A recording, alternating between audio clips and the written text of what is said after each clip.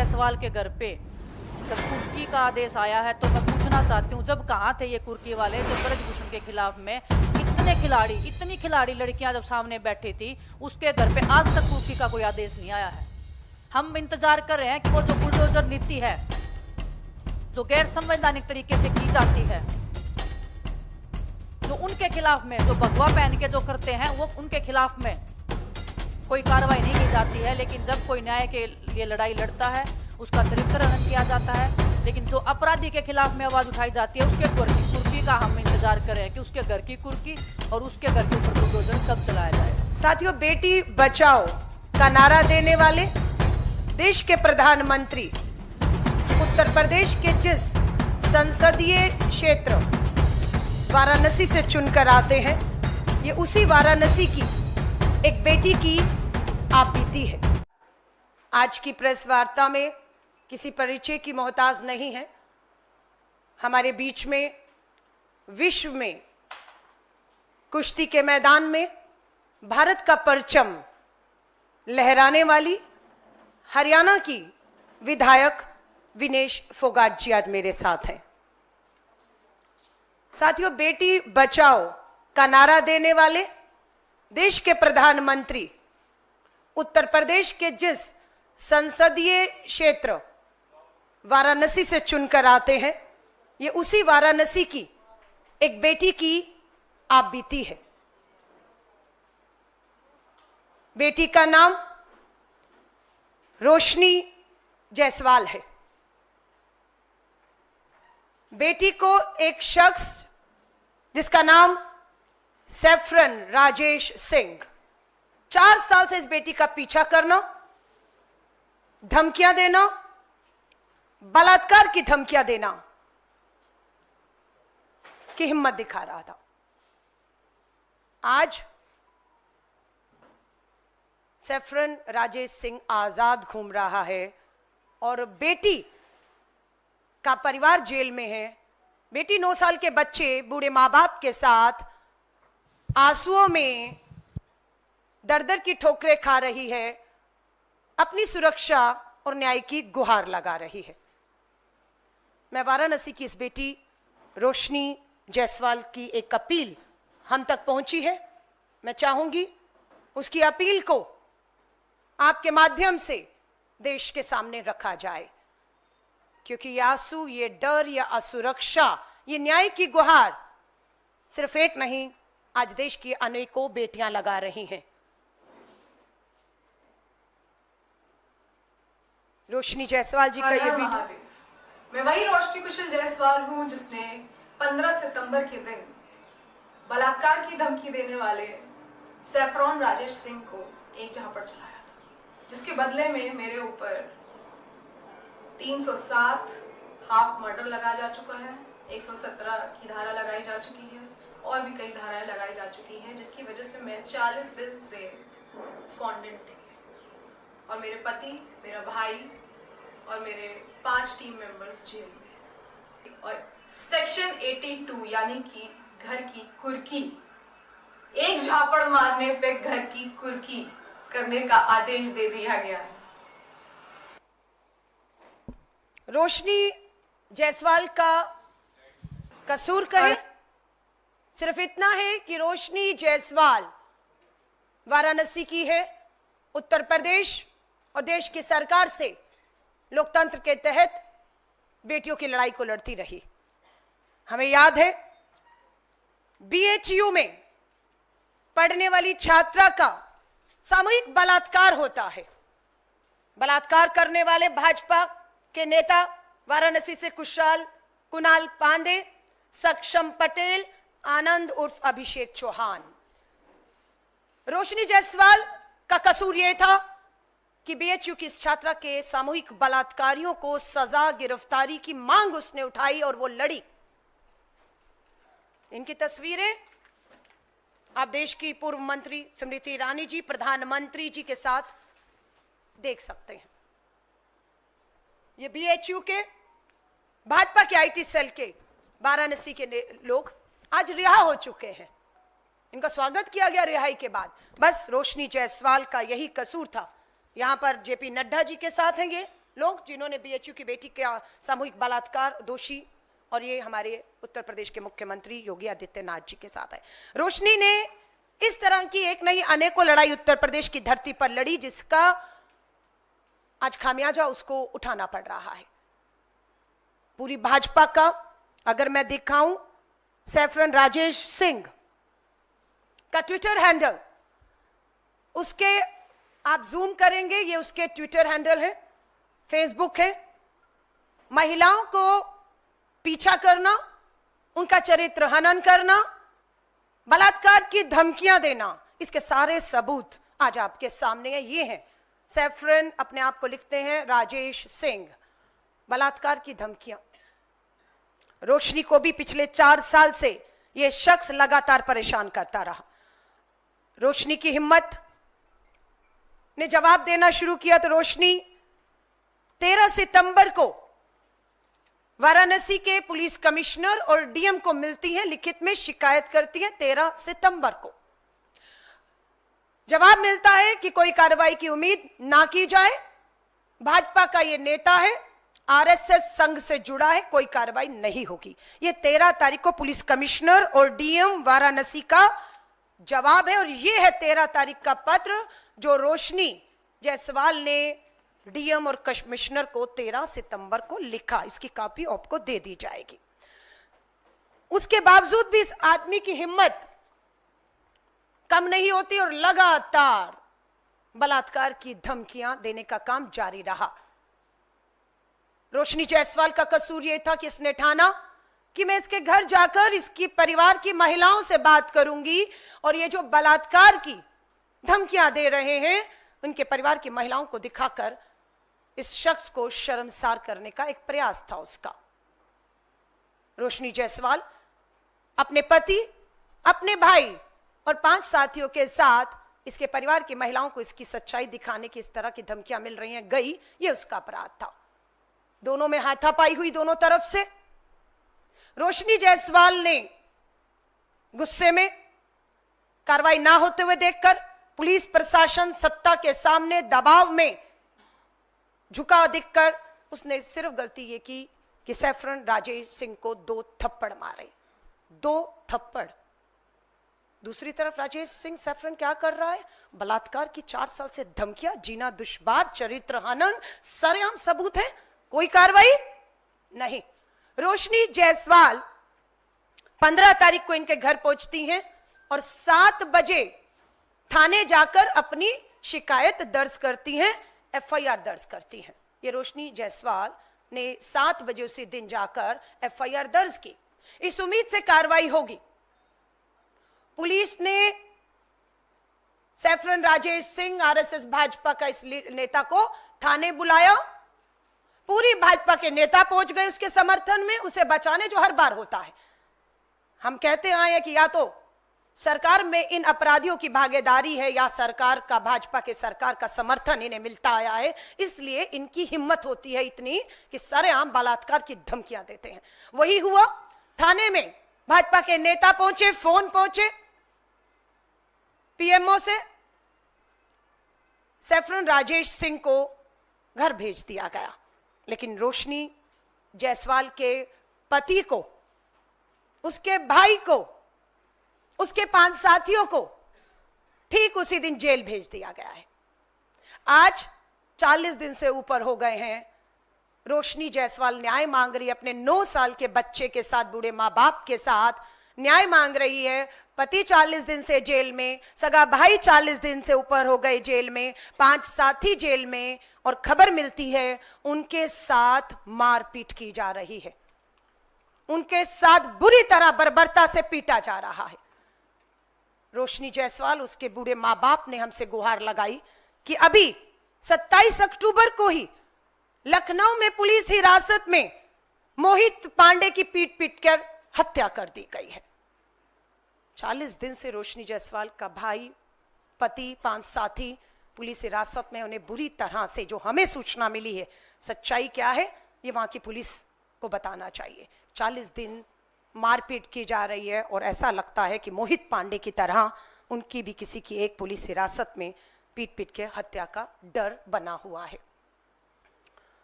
हम एक TV channel को कल देखा,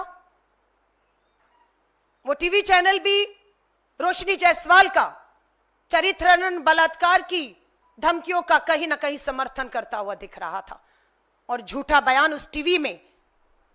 अब ये पुलिस बताए कि क्या पुलिस ने टीवी चैनल को बताया है कि सैफरन राजेश सिंह गिरफ्तार कर लिया गया है।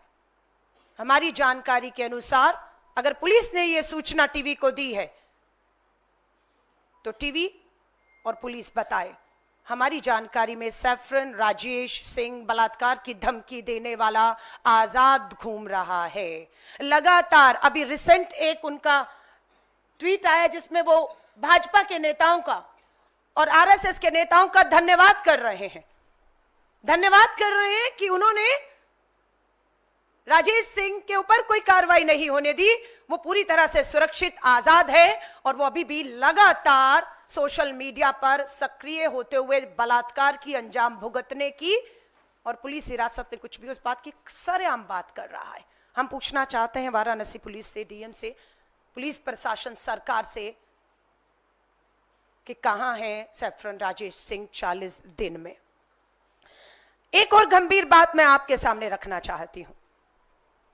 ये वही उत्तर प्रदेश है, ध्यान से सुनिएगा, जहां पर बुलडोजर नीति, जहां पर इनकाउंटर नीति, आरोप लगते हैं, कोई मुकदमा नहीं, कोई अदालत नहीं, कोई सुनवाई नहीं, बुलडोजर चलते हैं, असंवैधानिक गैर कानूनी तरीकों से बुलडोजर चलते हैं, इनकाउंटर हो जाते हैं। वहीं पर इस बेटी ने अगर देखा कि सुनवाई नहीं, न्याय नहीं, 4 साल से वो न्याय मांग रही है, एफआईआर कर रही है, न्याय नहीं, भाई बेटा जेल, उसने कोई बुलडोजर नहीं चलाया, उसने कोई इनकाउंटर नहीं किया, बस वो उसके परिवार को ये दिखाने गई थी और 2 थप्पड़ में उसके घर पे बुलडोजर चलाना यानी कि कुर्की के आदेश दे चुकी है पुलिस। 24 अक्टूबर को ये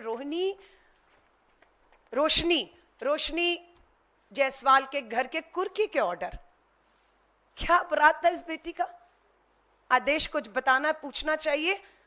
बलात्कार की धमकी आ रही थी, पुलिस शिकायत करने गई, सुनवाई नहीं हुई, बेटी घर गई शर्मिंदा करने, परिवार की महिलाओं के सामने हाथापाई हुई, 2 थप्पड़ लगे इधर उधर से, सजा उसको मिलती है, पति जेल, भाई जेल, 5 साथी जेल, बूढ़े माँ बाप अदालत के बाहर बैठे न्याय मांग रहे हैं। रोशनी अपने 9 साल के बेटे के साथ दर दर की ठोकरें जो है वो खा रही है, और घर पे पुलिस कुर्की के आदेश, और कैसे ढोल बजाया उसके घर के बाहर जाकर, नगाड़े बजाए, कुर्की का आदेश आया है, उसका चरित्र हनन करके ढोल तमाशों के साथ पुलिस उसके घर पर यह कुर्की का आदेश लगा कर गई है। लेकिन सैफरन राजेश सिंह भाजपा आरएसएस का बलात्कार की धमकियां देने वाला उसके घर पे बुलडोजर, एनकाउंटर का समर्थन नहीं करते। प्रधानमंत्री जी, आप वाराणसी से देश का प्रतिनिधित्व कर रहे हैं, बेटी वाराणसी की है, और ये बात मैं फिर कहूंगी, सिर्फ इसकी नहीं है। विनेश और मैं आपको एक पोस्टर लिखकर दिखा रहे हैं। प्रधानमंत्री जी, बीएचयू की बेटी है वो जो न्याय मांग रही थी, किसी राजनीति से नहीं है। बीएचयू की बेटियां, सामूहिक बलात्कार हुआ, उनका न्याय मांग रही हैं। उत्तराखंड की बेटी अंकिता भंडारी बुलडोजर चलाया भाजपा के नेता के रिजॉर्ट पर, न्याय नहीं, सबूत नष्ट करने के लिए। अगर भाजपा के नेता के रिजॉर्ट में उत्तराखंड में बुलडोजर ना चलाया होता, सबूत नष्ट ना किए होते, तो अंकिता भंडारी उत्तराखंड की बेटी को न्याय मिल चुका होता। प्रज्वल रेवन्ना, एक मामला नहीं है, देश के प्रधानमंत्री जी प्रज्वल रेवन्ना के लिए लोकसभा में कर्नाटक की हासन सीट में प्रचार प्रसार करते हैं, वोट मांगते हैं। कहां है वो प्रज्वल रेवन्ना? आज कर्नाटक की जेल में है। क्या आरोप थे? मास रेपिस्ट है, मास रेप के आरोप थे, विदेश भागा, देश लाया गया कर्नाटका की जेल में, जिसके लिए प्रधानमंत्री जी आप वोट मांगने गए थे। और मुझे ये बताते हुए तसल्ली होती है कि प्रज्वल रेवन्ना का प्रचार प्रसार करने के बाद भी प्रधानमंत्री जी आदि आबादी ने आपके मास रेपिस्ट के आरोपी प्रज्वल रेवन्ना को चुनाव हरा दिया। हमारी बेटी बैठी है विनेश फोगाट, साक्षी मलिक न्याय मांगती रही, दिल्ली पुलिस की हिम्मत नहीं हुई, ठीक उसी तरह जिस तरह से आज वाराणसी उत्तर प्रदेश की हिम्मत नहीं हो रही, एफआईआर नहीं होने दी। सुप्रीम कोर्ट जाना पड़ा बेटियों को, तब एफआईआर होती है भाजपा के पूर्व सांसद ब्रजभूषण शरण के खिलाफ। लेकिन दिल्ली पुलिस से पूछना चाहते हैं क्या हुआ उस मामले का, एफआईआर कार्रवाई कब होगी, कब ब्रजभूषण को बुलाकर पूछताछ करके हमारी बेटियों को आप न्याय देंगे। संदीप सिंह पर गंभीर आरोप लगे, हरियाणा का पूर्व मंत्री, मजबूर किया भाजपा को, जिस तरह से ब्रजभूषण शरण की टिकट कटी वैसे ही पूर्व मंत्री हरियाणा के संदीप सिंह की भी टिकट कटी। आधी आबादी की जीत है। प्रज्वल रेवन्ना आज हार जाता है और जेल में है, आधी आबादी की जीत है। हम विश्वास दिलाते हैं देश की आधी आबादी को, नारी न्याय श्री राहुल गांधी जी का दिए नारे के तहत हम इस लड़ाई को पूरी ताकत पूरी मजबूती से लड़ेंगे। मैं अब आमंत्रित करती हूं मेरी साथी हरियाणा की विधायक विनेश फोगाट जी अपनी बात को रखें।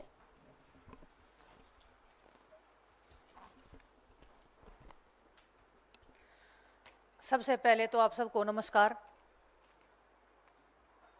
मैं धन्यवाद देती हूँ आपका कि आप महिलाओं के इस मुद्दे पे इतनी संख्या में आप आए हैं हमारी बात को सुनने, हमारी बात को देश तक पहुँचाने के लिए। एक महिला होने के नाते, एक बेटी होने के नाते, एक खिलाड़ी होने के नाते और आज एक विधायक होने के नाते मैं हर एक उस महिला को ये विश्वास दिला सकती हूँ कि जो लड़ाई हमने सड़क से लेके स्टार्ट की थी, उस लड़ाई को लड़ने के लिए आपके बीच में मैं विधानसभा में पहुँच गई हूँ। कोई भी बहन और कोई भी बेटी जिसको ये लग रहा है उनके साथ में गलत हो रहा है, उसके साथ में हम खड़े हैं, पूरा समाज खड़ा है। आपको हिम्मत हारने की जरूरत नहीं है। आपके साथ में जैसे हमारे साथ में पूरा देश खड़ा था। आज रोशनी जायसवाल की बात नहीं है, हर उस महिला की बात है जो गलत के खिलाफ में आवाज उठाती है, उसका चरित्र हनन किया जाता है। वो ये नहीं देखा जाता, बीजेपी के आईटी सेल द्वारा ये नहीं देखा जाता कि ये खिलाड़ी हैं, ओलंपिक के मेडलिस्ट हैं, ओलंपिक में खेलने गए हैं, देश का प्रतिनिधित्व किया है, देश के लिए मेडल जीते हैं। जब मैं ओलंपिक्स में जा रही थी तब भी मेरा उतना ही मेंटल हरासमेंट किया जा रहा था जितना आज रोशनी जायसवाल का किया जा रहा है, सिर्फ इसीलिए क्योंकि हम उन ताकतवर लोगों के खिलाफ बोलने की हिम्मत बनाए रखते हैं। बोलने की हिम्मत है, लड़ने का जज्बा है। उसको तोड़ने के लिए कैसे एक महिला के विचारों को, उसकी भावनाओं को, उसकी हिम्मत को तोड़ा जाए, वो बीजेपी से अच्छा कोई नहीं जानता है और हमसे अच्छा कोई नहीं जानता है, क्योंकि हमारे साथ में भी वो किया जा चुका है, किया जा रहा है। मैं आप सबके माध्यम से बताना चाहती हूँ, ब्रजभूषण का जो केस था वो आज भी कोर्ट में चल रहा है। पूरे देश में ये बातें फैलाई गई हैं कि ये केस बिल्कुल झूठा था, गलत था। बिल्कुल ऐसी बात नहीं है। वो केस आज भी कोर्ट में है। 6 महिलाओं ने उनके खिलाफ में एफआईआर की हुई है। 1 महिला के बयान दर्ज हो चुके हैं, कोर्ट में पूरी गवाही हो चुकी है। 5 जो महिलाएं हैं, जो लड़कियां हैं, उनकी अभी बाकी है। वो केस हम अंत तक लेके जाएंगे, लेकिन हमें हर तरीके से तोड़ने की, हमारे खिलाफ में नैरेटिव बनाने की कोशिश की जा रही है, की जाती रहेगी। लेकिन मैं आपको विश्वास के साथ में कह सकती हूँ कि हम सीना तान के खड़े हैं ऐसे दुराचारियों के खिलाफ में, ऐसे ताकतवर लोगों के खिलाफ में। मैं पूरे देशवासियों से, प्रधानमंत्री जी से, हर एक उस भारतीय नागरिक से पूछना चाहती हूँ कि रोशनी जायसवाल का गुनाह क्या था। सिर्फ इतना कि जो उसको अब्यूज मिल रहा है सोशल मीडिया के माध्यम से, जो हर एक महिला को फेस करना पड़ता है, वही रोशनी जायसवाल फेस करी थी। लेकिन एक सब्र का जो एक बांध होता है वो कई बार एक महिला का भी और किसी भी नागरिक का टूट जाता है, जब ये 4 साल तक जब वो बर्दाश्त कर रही है। महिलाओं को धमकी देने वाला और जो मेरे संज्ञान में आया है, ये सिर्फ रोशनी जायसवाल को नहीं, एक भी सिंगल महिला को इस आदमी ने नहीं छोड़ा है उसके खिलाफ में गलत टिप्पणी करने के अलावा, या उसके खिलाफ में कोई भी गलत बात नहीं की हो उसने सोशल मीडिया के ऊपर। आज बात यह नहीं है कि रोशनी जायसवाल कांग्रेस की पदाधिकारी है या वो कांग्रेस पार्टी में है। बात यह है कि वो एक महिला है और वो गलत के खिलाफ आवाज उठा रही हैं, वो अपनी आवाज को पुरजोर तरीके से रख रही हैं। गुनाह सिर्फ इतना है कि वो महिला हैं और वो लड़ना जानती है, ये उसका गुनाह है। रोशनी को लगातार राजेश, भगवा राजेश, और भगवा का आप मतलब समझते हैं, मुझे बताने की जरूरत नहीं, पूरे देश को पता है। उसका नाम जो है सैफरन राजेश है, बलात्कार की धमकियां दे रहा है। ना तो भाजपा की सरकार ने या ना यूपी सरकार ने, ना यूपी की पुलिस ने अभी तक कुछ बोला है। भगवा के भेष में छिपे हुए राजेश जैसे जो ये लोग हैं, जो सरकार के संरक्षण में पड़ रहे हैं, ऐसे बदमाशों पे क्या कभी कोई कार्रवाई हो सकती है? क्या हम एक उम्मीद की नजर से देख सकते हैं कि महिलाओं के खिलाफ में जो अपराध हो रहे हैं उसके खिलाफ में हमारी सरकार कुछ करेगी? मुझे बहुत कम उम्मीद है, आस और उम्मीद बहुत कम है। लेकिन मैं उस छोटी सी उम्मीद के ऊपर मैं पूरे देशवासियों को बोलना चाहती हूँ कि उम्मीद को जिंदा रखना। आपके सामने रोशनी जायसवाल जैसी, विनेश फोगाट जैसी, साक्षी मलिक जैसी बेटियां सामने खड़ी हैं लड़ने के लिए। अभी हाल फिलहाल में उस केस की मुझे ज्यादा अभी मैं कोशिश कर रही हूँ डिटेल निकालने की, लेकिन हरियाणा में भी एक एसपी के ऊपर 6-7 महिलाओं ने लेटर लिख के मुख्यमंत्री जी को बोला है कि हमारे साथ में गलत हुआ है। और मैं दावे के साथ कह सकती हूँ कि आने वाले टाइम में उन लड़कियों से ये बयान लिखवाया जाएगा या उनसे बुलवाया जाएगा कि ये हमने नहीं किया है। उनको दबाने की हर पुरजोर कोशिश की जाएगी। और हमें पता है कैसे दबाया जाता है, क्योंकि हमने वो पीड़ा से हम गुजरे हैं, उस दर्द से हम गुजरे हैं, उस लड़ाई से हम 2 साल से गुजर रहे हैं। कैसे दबाया जाता है और कैसे दबाया जाता है उसका पूरा अंदाजा हमें है। और मैं फिर भी आप सबके माध्यम से मैं उन बहनों को कहना चाहती हूँ कि आपकी ये बहन सड़क से लड़ाई लड़के विधानसभा में आपकी आवाज उठाने के लिए वहां तक पहुंची है। अगर आपको ये लगता है कि कोई आप पे दबाव दे रहा है, कोई आपको डराने की कोशिश की जा रही है, या कोई आपको बोल रहा है कि आप ये चीजें लिख दो, ये सब गलत है, तो मैं आपको विश्वास के साथ में कह सकती हूँ आपको एक फोन कॉल की जरूरत है। बस आप एक फोन कॉल लगाएंगे, हम आपकी लड़ाई आप बोलोगे हमें सड़क पे बैठ के लड़ाई लड़नी है, वो लड़ाई हम लड़ेंगे। आप बोलोगे कि हमारी आवाज को पुरजोर तरीके से उठाए, हम उस लड़ाई को अंत तक लेके जाएंगे। तो मैं सभी देशवासियों से एक अपील करना चाहती हूँ आपके माध्यम से, ये जो 50% जो आबादी हमारे हिंदुस्तान में है ये महिलाओं की, इसकी ताकत शायद प्रधानमंत्री जी भूल सकते हैं, शायद गृह मंत्री जी भूल सकते हैं, शायद ब्रजभूषण जैसा अपराधी भूल सकता है, लेकिन हम महिलाएं अपनी ताकत को नहीं भूली हैं। हम लड़ेंगे, रोशनी जायसवाल हो, चाहे खिलाड़ी हो, चाहे जो हरियाणा की जो बेटियां हैं। संदीप सिंह का केस आपको पता है, आज भी वो बेटी को दबाने के लिए, उनको मरवाने का भी प्रयास किया गया था पूर्व में। उनकी आवाज उठाने के लिए मैं पूरे समाज को कहना चाहती हूँ कि हमें इस बेटी को, रोशनी जायसवाल को न्याय दिलाने के लिए साथ में खड़ा होना पड़ेगा। हर एक बेटी को न्याय दिलवाने के लिए। और सिर्फ ये आवाज उठाने की बात ये नहीं है कि हम 1 महीना आवाज उठा के चुप हो जाएं। उस लड़ाई को अंत तक लेके जाने के लिए हमें साथ में मिलकर लड़ाई लड़नी पड़ेगी। आप सबको साथ में खड़ा होना पड़ेगा। हम साथ में खड़े हैं और पूरा देश इस अन्याय को देख रहा है, भाजपा सरकार की नीतियों को देख रहा है, महिलाओं के प्रति इनके संस्कारों को देख रहा है। लेकिन लड़ाई अभी जारी है, लड़ाई जारी रहेगी। हम लड़ते रहेंगे जब तक रोशनी जायसवाल को इंसाफ नहीं मिल जाता है। उसके खिलाफ में जिन लोगों ने ये अभद्र टिप्पणियां की हैं उनको सजा नहीं मिल जाती है। हम लड़ाई लड़ेंगे और अंत तक इस लड़ाई को लेके जाएंगे। आप सबका बहुत बहुत धन्यवाद। आप सब यहाँ पे आए, हम महिलाओं के अधिकारों की लड़ाई लड़ने के लिए आप यहाँ पे बैठे हैं सब लोग। आप सबका धन्यवाद। और अलका जी अभी आप सबको विनेश फोगाट जी ने कहा कि पहले बेटियां हिम्मत दिखाती हैं एफआईआर की, उसके बाद कार्रवाई नहीं होती, दबाव होता है कि आरोप एफआईआर वापस लीजिए। ठीक है, एक ऐसा वाक्य हिमाचल के अंदर हुआ। हिमाचल के विधायक का नाम हंसराज है। आरोप लगाने वाली बेटी उसी विधानसभा के भाजपा के बूथ अध्यक्ष की बेटी, जिसने हिमाचल में जाकर थाने में एफआईआर दर्ज कराई कि हंसराज उसे अश्लील वीडियो फोटो मोबाइल पर भेजता है। बेटी ने हिम्मत दिखाई। भारतीय राष्ट्रीय महिला कांग्रेस की अध्यक्ष हूं, नहीं देखा बेटी किन पार्टियों से है, रोशनी जायसवाल की बात हो या इस बेटी की बात हो। न्याय दिलाने के लिए मैं खुद हिमाचल पहुंची। एफआईआर दर्ज हो चुकी थी हंसराज के खिलाफ, भाजपा के विधायक, लेकिन बेटी पर इतना दबाव बना पूरी भाजपा के द्वारा कि बेटी अगले दिन आकर कहती है मैं अपनी शिकायत वापस लेती हूं। दिल्ली में भाजपा के शीर्ष नेतृत्व ने आपस में बैठ करके इस मामले को सुलटाने की बात कही है। बेटी के मोबाइल पे अश्लीलता फैलाने वाले भाजपा के विधायक और बेटी बूथ अध्यक्ष की, भाजपा की बूथ अध्यक्ष की बेटी है। मैं उसके लिए भी लड़ी और सुनिश्चित किया कि बेटी ने दबाव में एफआईआर नहीं कराई थी, बेटी दबाव में अपनी शिकायत वापस ले रही है। जिस तरह की बात अभी हरियाणा में एक अधिकारी के खिलाफ 7 महिलाओं ने हिम्मत दिखाई है, बिल्कुल कहा जा रहा है उनकी नौकरियों को खतरा होगा, हर तरीके से प्रशासन सरकार दबाव बनाएगा और यहां पर भी एफआईआर वापस लेने की बात कही जाएगी।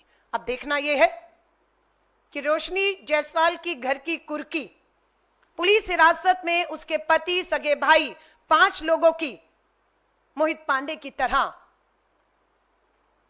कुछ होता है उसके सामने, और या फिर सैफरन राजेश सिंह भाजपा आरएसएस के नेता की गिरफ्तारी होती है। सबूत बहुत है, एफआईआर हो चुकी है। 15 सितंबर से अभी तक वो आजाद घूम रहा है और धन्यवाद कर रहा है भाजपा आरएसएस के नेताओं का कि उस पर आज भी नहीं आई, लेकिन आरोप लगाने वाली बेटी का पूरा घर बर्बाद करने पर पूरी भाजपा, पुलिस, प्रशासन, सरकार लग चुकी है। और मकसद है देश की बेटियों की हिम्मतों को तोड़ना, जो कहीं ना कहीं न्याय मांग रही हैं। विनेश ने अपनी बात में, और मैं देश की उन हजारों बेटियों को जो अदालतों के चक्कर काट रही हैं, न्याय मांग रही हैं, हम उन्हें विश्वास दिलाते हैं कि राजनीतिक मंचों पर हो, कानूनी तरीके से हो, आर्थिक तरीके से हो, बड़े से बड़े वकील मुहैया कराने हो, बेटी कोई भी हो, कहीं से भी हो, फर्क नहीं पड़ता, हम मिलकर उसकी लड़ाई लड़ेंगे और उसे न्याय का हक मिलने तक उसके साथ कंधे से कंधा मिलाकर खड़े रहेंगे। ये विश्वास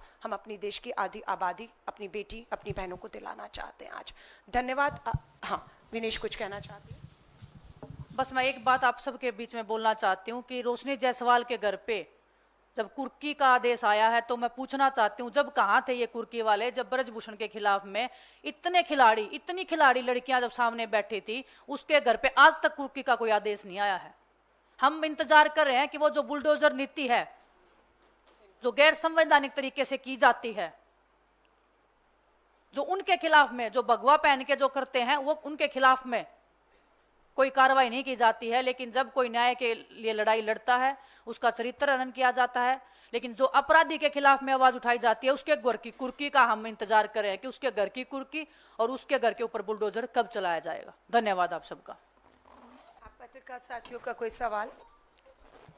अलका जी, आपसे सवाल है, इधर आपके लेफ्ट में, इधर आपने जो बात इशू उठा रहे हैं, इसी तरीके का एक मामला झारखंड में सामने आया है, जहां कांग्रेस की और जेएमएम की सरकार के मंत्री इरफान अंसारी पे आरोप लगा, और माफ़ी के साथ कहना चाहूँगा, उस शब्द का इस्तेमाल करना पड़ रहा है मुझे, कि सीता सोरेन जो बीजेपी की उम्मीदवार हैं, उनको रिजेक्टेड माल कह के इरफान अंसारी ने संबोधित किया मीडिया से बात करते हुए। सीता सोरेन ने बाकायदा इस पर एफआईआर रजिस्टर्ड कराई है और अब ये मामला और तूल पकड़ रहा है। इस पर आप लोगों की प्रतिक्रिया क्या है? आपकी पार्टी इस पर कोई एक्शन लेगी क्या? देखिए, मैं आपको फिर विश्वास दिला रही हूं, पार्टी के भीतर का आदमी हो, पार्टी के बाहर का आदमी हो, राजनीतिक हो, गैर राजनीतिक हो, अपराध को अपराध के नजरिए से देखा जाना चाहिए। कानून में जो धाराएं हैं कि अब अगर आपने वर्बली कुछ कहा है, फिजिकली हार्म पहुंचाया है, हर तरीके का कानून खुद कांग्रेस राज में जो है वो निर्भया के बाद जस्टिस वर्मा आयोग की सिफारिशों के आधार पर कानून है। मैं बिल्कुल इस बात के लिए कभी हम समर्थन नहीं करते, चाहे वो इरफान अंसारी हो, महिला किसी पार्टी की ये हो, हम पूरी तरह से इसकी निंदा, इसका विरोध और इस पे कानूनी कार्रवाई की मांग करते हैं। अभी झारखंड में आचार संहिता, चुनाव चल रहा है, स्वाभाविक है 23 को परिणाम आएंगे नवंबर में और उसके बाद एक सरकार बनेगी, और हम इस मामले में क्या कानूनी कार्रवाई होती है, क्या सजा होनी चाहिए कानून के तहत, निष्पक्षता से चले मामला, ये हम भी अब सुनिश्चित करेंगे। धन्यवाद। अलका जी, प्रधानमंत्री एक और कहते हैं कि महिलाओं के खिलाफ किसी तरह कोई भी अपराध हो, अक्षम्य है, कोई भी हो, चाहे किसी दल का, उसे बख्शा नहीं जाएगा। वहीं मौजूदा अगर संसद की बात करें, 16 सांसद ऐसे हैं जिनके खिलाफ महिला अपराध या महिलाओं के शोषण के आरोप हैं। उन 16 में से 10 भारतीय जनता पार्टी से हैं। देखिए, यहीं पर देश के प्रधानमंत्री जी की कथनी और करनी का अंतर पता चल जाता है। बीएचयू की बेटी के साथ गैंगरेप हुआ, जहां से आप प्रधानमंत्री जी सांसद हैं, बेटियों को न्याय नहीं मिला, अपराधी भाजपा से जुड़े थे, रिहा हो जाते।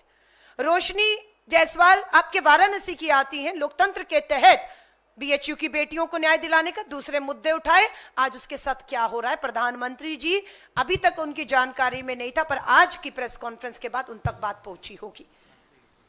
और बात प्रधानमंत्री जी से उम्मीद इसलिए भी खत्म होती है, ब्रजभूषण शरण के खिलाफ गृह मंत्रालय ने पूरी कोशिश कर दी, दिल्ली पुलिस पे दबाव, एफआईआर ना हो। सुप्रीम कोर्ट के दबाव के बाद एक एफआईआर होती है, लेकिन कार्रवाई आज भी नहीं होती है। अंकिता भंडारी को न्याय नहीं मिलता, प्रज्वल रेवन्ना वाले मामले में न्याय नहीं मिलता। तो मुझे लगता है प्रधानमंत्री जी का बेटी बचाओ का नारा खोखला है, उनकी बातें खोखली हैं। अगर वो साबित है तो हम देश जानना चाहता है, प्रधानमंत्री जी आपके 10 साल के कार्यकाल में कहां, कब, कौन सी बेटी को न्याय मिला है, ये देश आपसे भी आज जानना चाहता है। सवालिया निशान सीधा प्रधानमंत्री जी आप पर भी उठता है। Alka ji, this side. There is a BJP spokesperson accused that the 5-year turnover of Rahul Gandhi, 500 rape cases are reported in Wayanad. And more than Rahul Gandhi never do anything for these victims. That is accusation from the BJP national spokesperson. देखिए, बात वही है, आपका राज्य में बलात्कार, मेरे राज्य में बलात्कार। हम भारतीय राष्ट्रीय महिला कांग्रेस और देश की राजनीति से जुड़ी महिलाएं कोई राज्य, कोई जाति, कोई धर्म, कोई पार्टी नहीं देख रही। हम कह रहे महिलाओं के साथ अगर कहीं पे भी अपराध होता है, उन्हें न्याय मिलना चाहिए और अपराधियों को सख्त से सख्त सजा इसलिए मिलनी चाहिए ताकि एक डर और खौफ पैदा हो सके। आपने वायनाड की बात की, लेकिन हमें इस बात पे अब खुशी और गर्व है कि एक वायनाड को एक महिला सांसद मिलने वाली है। और ये महिला सांसद सिर्फ वायनाड की आवाज नहीं बनेगी, ये महिला सांसद प्रियंका गांधी वाड्रा देश की संसद में इस आदि आबादी के साथ हो रहे अन्याय, अत्याचार और इस तरह का जो खौफ और डर आंसुओं में बेटी हैं, उन्हें भी न्याय दिलाने का काम करेंगी, ये मुझे पूरा विश्वास है। धन्यवाद। आज सिर्फ हम लोग इसी विषय पर, दूसरी पीसी है, आप उसमें पूछ लीजिएगा अगर कुछ और सवाल हुआ। मैं आप सभी पत्रकार साथियों का धन्यवाद करती हूँ और एक बार फिर से अपील करती हूँ कि इस आदि, हाँ जी,